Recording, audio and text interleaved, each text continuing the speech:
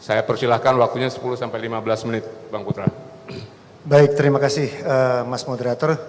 Mbak Riri yang saya hormati, kayaknya aku gagap kalau manggilnya Mbak Lestari Murdiat, Mbak Riri. Pak Gubernur Lemhanas, Pak Guru saya sebelum jadi anggota DPR, dan Mas Menteri, Bapak Ibu sekalian, Mbak-mbak, Mas-mas yang merupakan sahabat sebelum kita bertemu di museum ini. Dan juga ada Adinda Ananda Natania di sini. Terima kasih atas undangannya untuk FGD.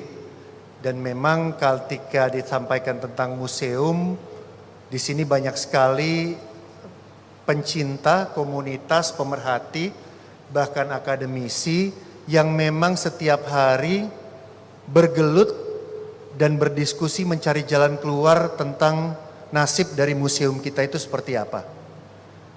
Kalau saya kok rasanya ini hanya penikmat museum saja, yang kalau ada nyonya saya dimanapun termasuk Jakarta pasti harus ke museum, gitu ya. Nemenin di luar kota, di luar negeri dan di mana-mana. Tapi menjadi menarik ketika dikaitkan dengan nilai kebangsaan. Di situ kita bisa masuk dan berbicara. Kalau bicara tentang BLU yang disampaikan Mas Menteri tadi, tentunya itu menjadi bahasan menarik di Komisi 10 nanti. Bagaimana kita bisa memberikan dukungan, apakah memang bisnis modelnya harus menjadi BLU dan lain-lain. Tapi saya lebih mau stressing tentang pengkondisian sekarang, yang tadi data-data museum juga sudah diberikan, dan juga siapa segmentasi yang harus kita sentuh dalam konteks merawat nilai kebangsaan. Saya sudah kirim slide, kalau memang ada bisa ditayangkan PPTX-nya, termasuk dengan objektif yang diminta, yakni bagaimana posisi museum dalam merawat nilai kebangsaan, dan bagaimana pemikiran dan gagasan kritis, inovatif, kontributif dari kaca legislasi, dan kebetulan saya punya latar belakang media. Tren pengunjung museum di DKI Jakarta seperti yang sudah disampaikan moderator tadi, di 2019 memang yang paling tinggi adalah Monas, lalu disusul oleh Museum Sejarah, Museum Seni Rupa dan Keramik itu tahun 2018 booming sekali 2018. Tapi di 2019 hanya 188.000.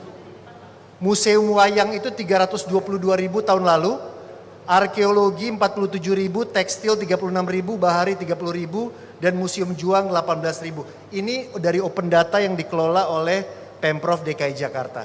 Saya ingin berbicara tentang audiens kita. Jadi kalau saya di Komisi Pendidikan bersama dengan Mbak Riri dan Mas Menteri, kita lihat sekarang postur dari jumlah anak didik kita dari mulai PAUD sampai SMK, ya, bagaimana ada 24 juta anak SD dan total 52,6 juta. Dan sekali lagi kita ingat, ini konteksnya nilai-nilai kebangsaan, menumbuhkan nilai-nilai kebangsaan. Berarti harusnya bukan hanya di angkatan saya, tapi harusnya sudah mulai dari PAUD, betul ya? Dari mulai SD, dari mulai SMP, SMA. Jadi kalau kita bicara nilai kebangsaan kepada mereka, ini datanya dulu, ya. Kita lihat jumlahnya seperti ini. Di setiap jenjang. Nextnya, ini saya ambil data dari Mas Menteri, dari Balitbangnya, ya, pendidikan Indonesia yang terdampak COVID, itu ada 646.000 satuan pendidikan dan 68 juta siswa belajar dari rumah, 4,2 juta guru dan dosen belajar dari rumah. Ini adalah satu percepatan bagaimana kita ini menggunakan teknologi. Ya, COVID ini membuat kita menjadi langkahnya lebih cepat, lebih gesit, dan memang harus terpaksa menuju ke sana. Ini saya akan terus kasih background, ya. Kondisi internet Satuan Pendidikan Indonesia, nanti ada kaitannya dengan Monas dan juga museum dan juga koleksinya. Kita lihat di sini saya bacakan, contohnya kayak SD itu ada 78% yang bisa mengakses internet. Itu banyak. SMP 82%, SMA 92%, SMK 94%. Jadi rata-rata di atas 75% semua terpapar internet. Ya, kita bolak-balik ngomong nggak ada internet. Ini adalah survei dari Kemendikbud yang dipaparkan di Komisi 10 pada bulan Juli. Ya, beberapa bulan setelah PJJ, pembelajaran jarak jauh. Ya, jadi akses itu 81%. Yang tidak punya akses cuma 19%. Berikutnya, nah, mas-mas, mbak-mbak tolong lihat. Lihat perbedaan waktu zaman kita sekolah. Buku dan modulnya cuma 892. Penggunaan audio 3.000, video 11.000, multimedia 2.000. Konten kelas digital 33.000. Kalau zaman saya SMP SMA jangan-jangan kebalik. Kagak ada videonya. Ya, kagak ada audionya, nggak ada multimedianya, semuanya buku. Apalagi zaman yang Mbak Riri, mohon maaf Mbak Riri. Nggak beda, kita nggak jauh kok. Aku nih enggak cuma 2-3 tahun. Nah, nah sekarang kita lihat consumer behavior. Next. Ini sekali lagi, ini ada kaitannya dengan pengunjung museum dan siapa yang mau kita engage. Ya, ini ada mega shift behavior di era pandemi. Stay at home, seperti Bapak Ibu sekalian, working, learning, playing at home. Kita ada di bottom of pyramid Maslow, bukan di atas lagi. Udah mikirin sekarang bukan sehat, bukan jadi anggota DPR, bukan anggota DPR atau bukan anggota DPR, pejabat atau bukan pejabat, kena atau nggak kena. Itu aja yang lagi dipikirin sekarang. Ya, apapun posisi kita. Go virtual. Ya, inovasi digital dan lain sebagainya. Dan empathy society. Ya, gotong royong itu kental sekali kelihatan 7 bulan terakhir ini. Kental sekali. Berikutnya temuan di lapangan. Kalau saya bicara lapangan sesuai dengan sumpah janji jabatan, lapangan saya itu Jakarta Timur. Daerah pemilihan saya. Jadi sebelum saya ke sini, saya tadi dari Dapil, setelah dari sini saya harus kembali ke Dapil lagi. Ini Dapil orang di sini. Ya, Dapil orang. Jadi saya harus ke Dapil lagi. Saya bawa oleh-oleh, nggak boleh tangan kosong sama Mbak Riri. Mbak Riri lapor, ini bukan hanya PPTX, doknya juga ada saya siapin, PDF-nya juga ada, harus tanggung jawab. Ya mbaknya ya. Temuan di lapangan Mbak Riri, kegiatan kunjungan ke museum belum menjadi kegiatan rutin semua sekolah. 1 dari 5 sekolah tidak pernah mengadakan kegiatan tersebut, 4 sekolah lainnya mengadakan 1 sampai 2 kali setahun. Dana diperoleh dari swadaya orang tua dan wali murid, dana OSIS atau kegiatan bank sampah dan donatur. Itu Jakarta Timur, ya. Kunjungan ke museum berkaitan dengan mata pelajaran sejarah PPKN, seni budaya dan perjalanan wisata. Namun hanya beberapa museum yang berkaitan dengan tema mata pelajaran yang sedang dipelajari, seperti peristiwa G30S berkaitan dengan Museum Lubang Buaya. Sejarah temuan manusia purba di Indonesia dengan Museum Sangiran. Ya, jadi masih selektif sekali. Ya, padahal kita punya banyak kekayaan. Kunjungan terakhir diselenggarakan pada 2016 sampai 2019 karena keterbatasan dana. Jadi kalau ini nanti betul-betul BLU dan lain sebagainya, ini akan menjadi dorongan yang penting buat eksistensi dari museum ini. Next saja Mas. Nah, beberapa rekomendasi yang saya ingin sampaikan, terutama dari latar belakang media dan sekarang sudah ada di legislasi adalah bagaimana mengolaborasikan museum ini dengan influencer dan beragam komunitas. Ya, next Mas.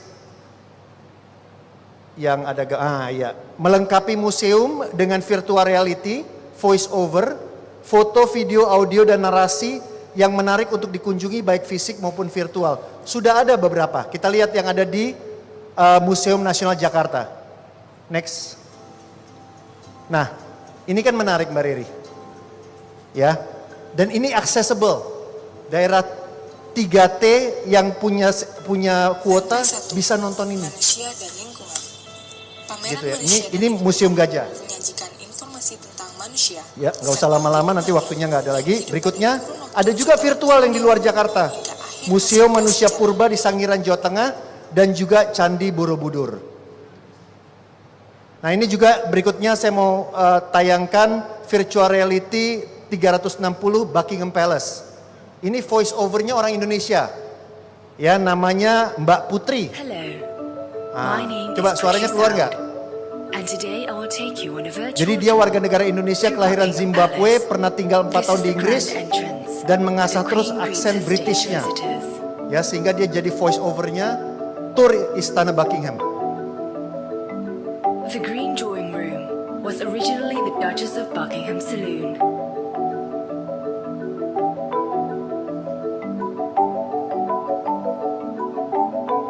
this room, there is a grand piano that was bought by King George IV.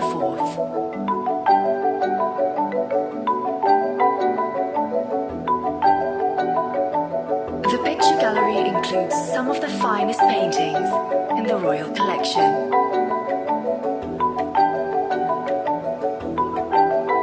The White Drawing Room is where the Queen hosts receptions.